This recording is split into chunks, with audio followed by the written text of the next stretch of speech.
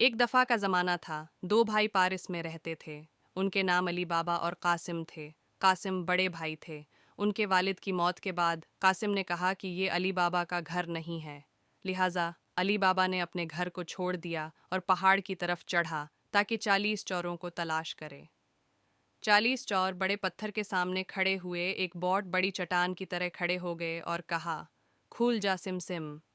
یہ جادوئی الفاظ نے پتھر کو کھول دیا اور 40 چور گہرے گڑھے میں داخل ہو گئے۔ علی بابا حیران ہو گیا۔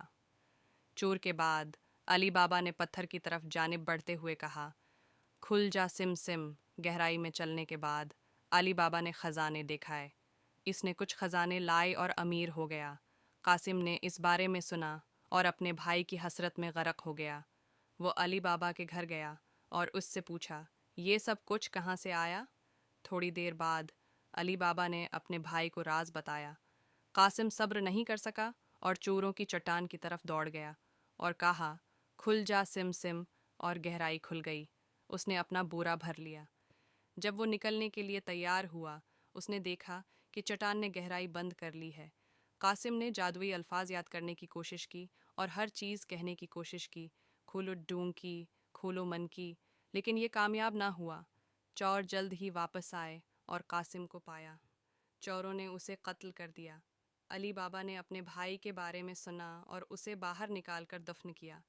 چوروں نے جانا کہ لاش غائب ہو گئی ہے اور ناراض ہو گئے۔ کسی نے اسے لے لیا۔ انہوں نے کہا، اس شخص کو تلاش کریں۔ جلد ہی پتہ چلا کہ وہ علی بابا تھا۔ چوروں میں سے ایک آخر کار علی بابا کو پہچانا اور اس کے گھر کو چوری کرنے آیا۔ علی بابا کی خادم ہوشیار تھی اور اس نے پورے گاؤں دروازوں پر ایک ہی نشان لگا دیا۔ چور دوسرے دن علی بابا کے گھر چوری کرنے کے لیے آ گئے، لیکن وہ اس کا گھر نہیں پہچان سکے کیونکہ ہر دروازوں پر ایک ہی نشان تھا۔ آخر کار چوروں نے علی بابا کے گھر کو پہچانا اور اندر چلا گئے۔ وہ بڑے پیالوں میں چھپ گئے۔ خادم نے انہیں چھپتے ہوئے دیکھ لیا اور پیالوں میں گرم تیل ڈال دیا۔ جھلساہٹ میں چھپتے چور گرم تیل میں مر گئے۔ چوروں کا سربراہ باقی رہ گیا۔ علی بابا نے اسے اپنے گھر میں مہمان کے طور پر بلایا۔ علی بابا نہیں جانتا تھا کہ وہ کون ہے، لیکن اس کی خادم نے اسے شناخت کر لیا۔ میرے مہمان بنو، خادم نے کہا، آرام کرو اور مزہ لو۔ اس نے 2 تلواریں لے کر ناچنا شروع کیا اور جیسے ہی اس نے چوروں کے سربراہ کے قریب پہنچا، خادم نے اسے بہی مار دیا اور اس کی حقیقت علی بابا کو بتا دی۔ خادم کی حکمت اور مدد نے علی بابا کو حیران کن حالت میں چھوڑ دیا۔ میری جان بچانے کے لیے شکریہ، علی بابا نے کہا اور کچھ وقت بعد اس سے شادی کر لی۔ وہ دونوں خوشی خوشی زندگی گزارتے رہے۔ اس کہانی کا سبق یہ ہے کہ ہمیشہ حرص کے آگے سر نہ جھکانا چاہیے۔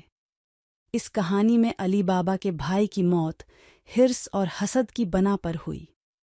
کہانی ہمیں یہ بھی سکھاتی ہے کہ زندگی کی چیلنجز کے مقابلے میں بہادر ہونا چاہیے، جیسا کہ علی بابا کی خادم نے چوروں کے ساتھ کیا۔